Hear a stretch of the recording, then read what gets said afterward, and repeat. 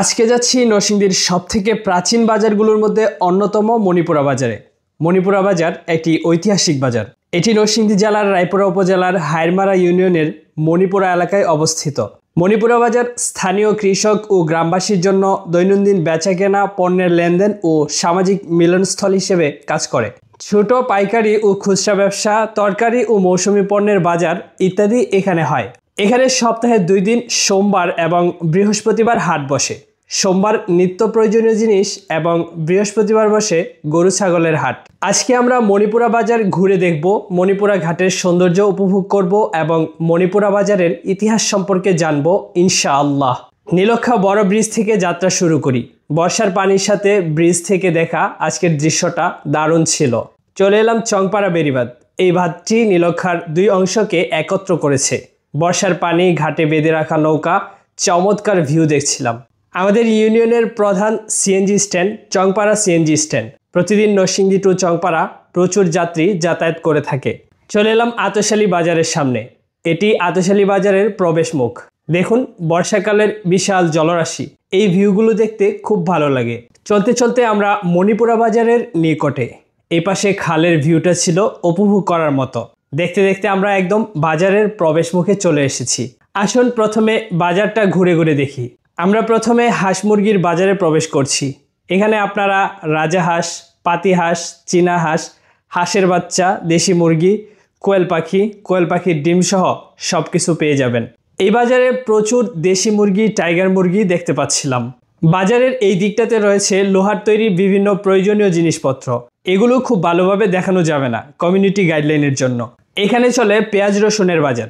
এখানে পেঁয়াজ, রসুন, আদা এগুলো বিক্রি হচ্ছে। একটু সামনে আসলে দেখতে পাচ্ছি শুটকির বাজার। এখানে বিভিন্ন ধরনের শুটকি দেখতে পাচ্ছি। বাংলাদেশে কিন্তু শুটকির প্রচুর চাহিদা রয়েছে। এখন চলে এলাম মাছের বাজারে। এখানে এসে দেখতে পাচ্ছি প্রচুর পাঙ্গাস মাছ। এছাড়াও এখানে নদীর চিংড়ি এবং রুই মাছের দেখা পেলাম। এদিকে রয়েছে কাঁচামালের বাজার। এখানে মৌসুমী সবজির পাশাপাশি প্রায় সব ধরনের সবজিই পেয়ে যাবেন। দেখা যাচ্ছে কবুতরের হাট। বিভিন্ন ধরনের কবুতর কিন্তু রয়েছে এখানে। পাশেই রয়েছে বিভিন্ন ফুল, ফল এবং কাঠগাছের চারা। এবার চলে এলাম বাঁশ বাজারে। এখান থেকে একদম নদীর পার পর্যন্ত বিশাল বাঁশের বাজার। বিভিন্ন জাতের বাঁশ রয়েছে এখানে। পাশে দেখা যাচ্ছে আখ বিক্রি হচ্ছে। এখন আখের সিজন। এদিকে আখের রসও বিক্রি হচ্ছে। যেই রোদ উঠছে, গরমে ক্লান্ত হয়ে গেছি, তাই ক্লান্তি কাটানোর জন্য আখের রস খেয়ে নিলাম।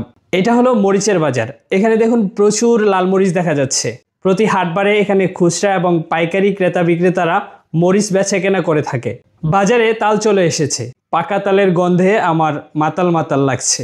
এখানে দেখুন বাঁশ এবং বেতের তৈরি বিভিন্ন জিনিস দেখা যাচ্ছে, যেমন কুলা, ডোলা, পাতলা, মাছ ধরার চাই, মাছের খাড়ি, পাতি ইত্যাদি।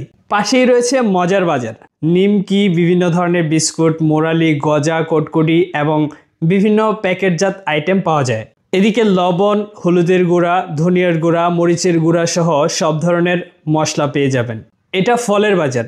এখানে তরমুজ, বিদেশি বাঙ্গি, ড্রাগন, আম, কলা, মাল্টা, খেজুর সহ প্রায় সব ধরনের ফল পাওয়া যায়। দেখুন প্রচুর কলা কিন্তু এখানে দেখতে পাচ্ছি। নরসিংদী জেলা কলার জন্য বিখ্যাত, আমরা সবাই জানি। এর প্রমাণ কিন্তু নরসিংদীর বাজারগুলোতে আসলে পাওয়া যায়। এদিকে মণিপুরা বাজার মসজিদের সামনেই রয়েছে কাঠ বাজার। এখানে বিভিন্ন ধরনের প্রয়োজনীয় কাঠ কিন্তু পেয়ে যাবেন। এই দিকটাতে রয়েছে তৈরি পোশাকের বাজার। দেখুন বাচ্চাদের কাপড় থেকে শুরু করে লুঙ্গি, গামছা, গেঞ্জি সব ধরনের আইটেম এখানে রয়েছে। চাউল ডাউল থেকে শুরু করে সব কিছুই এখানে পাইকারি এবং খুচরা মূল্যে পেয়ে যাবেন। এই ঘরগুলোতে সরিষা, হলুদ, মরিচ সহ সব ধরনের মশলা ভাঙানো হয়। ত্রিপল, কাগজ এবং বিভিন্ন প্রয়োজনীয় জিনিসপত্র দেখা যাচ্ছে এখানে। এছাড়াও রয়েছে মাটির তৈরি কিছু জিনিসপত্র। বলতে গেলে প্রয়োজনীয় প্রায় সব কিছুই পেয়ে যাবেন এই মণিপুরা বাজারে। বহু আগে থেকেই এই বাজারে মানুষ বেচাকেনা করতে আসে। নদীপথে যাতায়াত সহজ হওয়ায় প্রাচীন আমল থেকেই গড়ে ওঠে এই বাজার। এই হলো মণিপুরা বাজারের নৌকা ঘাট। দেখুন কত সুন্দর ভিউ দেখা যায় এখানে। এই ঘাটে অনেক নৌকা দেখা যাচ্ছে। স্বাভাবিকভাবেই সোমবার এবং বৃহস্পতিবার হাটের দিন হলে এখানে অনেক নৌকা থাকে, কারণ মণিপুরের আশেপাশের এলাকাগুলো থেকে অনেক মানুষ এখানে আসে। এবার চলুন আমরা মণিপুরা বাজারের একজন মুরব্বী ব্যবসায়ীর কাছ থেকে মণিপুরার সংক্ষিপ্ত ইতিহাস সম্পর্কে জেনে আসি।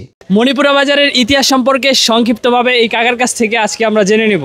কাকা কেমন আছেন? আলহামদুলিল্লাহ, আপনি ভালো আছেন? জি আলহামদুলিল্লাহ ভালো আছি। আপনি এই মণিপুরা বাজারে কত বছর যাবত আছেন? আমি মণিপুরা বাজারে মোটামুটি 45 বছর যাবত আছি। 45 বছর যাবত উনি এই মণিপুরা বাজারে ব্যবসা করতেছে। এই মণিপুরা বাজারের আনুমানিক বয়স কত? মণিপুরা বাজার আমরা অনেক ছোট থাকতে দেখছি। আনুমানিক মণিপুরা বাজারটা ব্রিটিশ আমলে আরম্ভ হয়েছে, কারণ আমাদের জন্ম হলো পাকিস্তান আমলে। পাকিস্তান আমলের আগেও মণিপুরা বাজার। এই মণিপুরা বাজারে বড় বড় নদী ছিল, স্টিমার আসতো, স্টিমার দিয়ে মালামাল আসতো এখানতে বিভিন্ন জায়গা। তখন নরসিংদী বাজারও খুব দুম ছিল। এই বাজারের অনেক পরে হাসনাবাদ বাজার হয়েছে। এবার দিয়ে মালামাল তো বড় সুতার দোকান আছেন, ইন্ডিয়া থেকে নৌকা আইতো এদিক দিয়ে। এই বাজারে বড় সুতার দোকান ছিল, হাজার হাজার তাঁতি ছিল। বাজারে বিরাট সুতার ব্যবসা আছেন, ডাইং আছেন। এই বাজারের মধ্যে মোটামুটি অনেক বড় বড় চাইলের দোকান আছেন, বাইরে 100 এমন চাউল বেচত। আজকে বাজারে এটা বৃহত্তর মুখে। আজকে বাজারে মানুষ নাই, বেচা কিনা নাই, বাজার একবার ধ্বংসের মোকাবেলা। বাজারে কোনো মানুষই ওঠে না, খুব কম মানুষ ওঠে। মণিপুরা বাজার এক সময় অনেক জমজমাট ছিল। তো আমরা ঘুরে ঘুরে দেখলাম এই বাজারের অবকাঠামোগত উন্নয়ন সেরকম হয়নি। সো এখন আশেপাশে অনেক বাজার হচ্ছে, বিভিন্ন নতুন নতুন নগর সৃষ্টি হচ্ছে, সেই কারণে হয়তো মণিপুরা বাজার তার আগের সেই জৌলসটা হারিয়ে ফেলেছে। তো এখনও যেরকম আছে মোটামুটি ভালোই আছে। মণিপুরের আশেপাশের অনেক গ্রামের মানুষ কিন্তু এখানে আসে বাজার করার জন্য। তো প্রিয় বন্ধুরা, মণিপুরা বাজারের আজকের ব্লগ এই পর্যন্তই। দেখা হবে পরবর্তী কোনো ভিডিওতে। সে পর্যন্ত সকলে ভালো থাকুন, সুস্থ থাকুন। আল্লাহ হাফেজ।